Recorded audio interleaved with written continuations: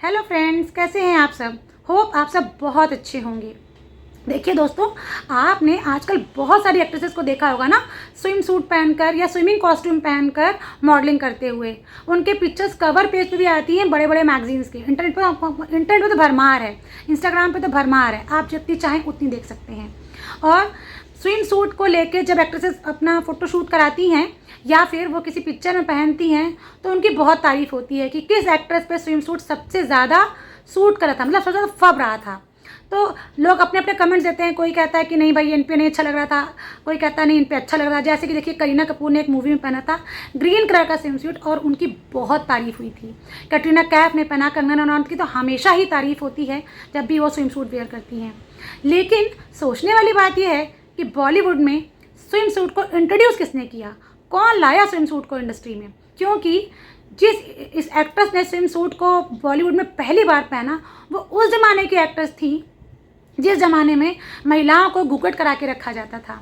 तो इतना bold step लेना कि वो स्विम सूट पहन के फिल्मों में काम करें, आप समझ सकते हैं कि उसके लिए कितनी हिम्मत और कितनी अंदर से आत्मविश्वास की ज़रूरत थी। जी हाँ, महिलाएं चाहें तो क्या नहीं कर सकती, ये तो मैं हमेशा कहती हूँ।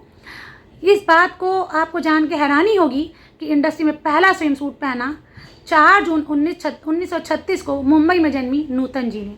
जी हाँ, बॉलीवुड में स्विम सूट लाने का श्रेय जाता है नूतन जी को। नूतन जी ने फिल्म दिल्ली के ठग में पहली बार स्विम सूट पहना था।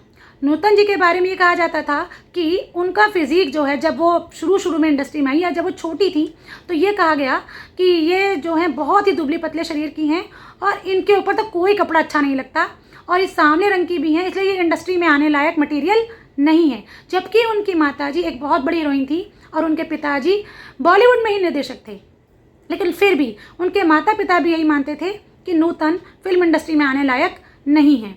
इस बात से नूतन बहुत ही आहत थी क्योंकि वो बहुत दुबली पतली थी और उस ज़माने में गठे हुए शरीर की हीरोइंस को इंडस्ट्री में ज़्यादा पसंद किया जाता था, जैसे कि माला सिन्हा, बैजंती माला और भी कई सारे नाम हैं इस लिस्ट में। नूतन जी को ये लगा कि अब वो क्या करें, शायद वो फिल्मों में नहीं आ सकती, जबकि उनको बहुत शौक़ था फिल्में करने का। उसके बाद वो पढ़ने के लिए 1 साल स्विट्ज़रलैंड चली गई। स्विट्ज़रलैंड जाके उन्होंने अपने शरीर पर इतनी मेहनत की कि उनका वज़न, उन्होंने 20 किलो वज़न अपना बढ़ाया। जबकि उस टाइम पर इतने ज़्यादा इक्विपमेंट्स नहीं थे, इतने ज़्यादा हाई क्लास मशीनें नहीं थी, इतने बड़े बड़े प्रोटीन पाउडर्स नहीं थे। फिर भी उन्होंने अपने ये दृढ़ निश्चय कर लिया था कि वो अपने को इंडस्ट्री के लायक बनाएंगी और उन्होंने वो किया। जब वो लौट के आई स्विट्ज़रलैंड से तो उन्होंने मिस इंडिया में पार्टिसिपेट किया और मिस मसूरी चुनी गई।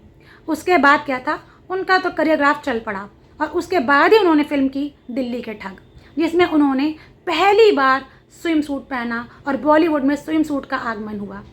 वो पिक्चर में लोगों ने उनको बहुत बहुत पसंद किया और उनको बहुत प्यार दिया। बस आप समझ जाइए कि लोगों के कहने से कुछ नहीं होता, अगर आपके अंदर दृढ़ निश्चय है तो भगवान भी आपका साथ देंगे।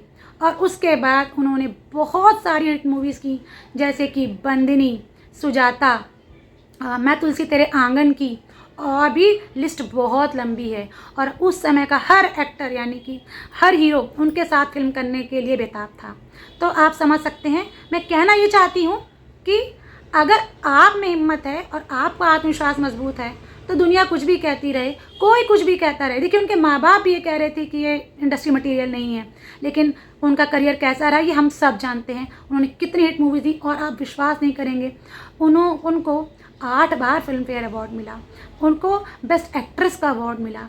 बस यही कहना चाहूँगी, हर महिला के अंदर एबिलिटी है कि वो जो चाहे वो कर सकती है।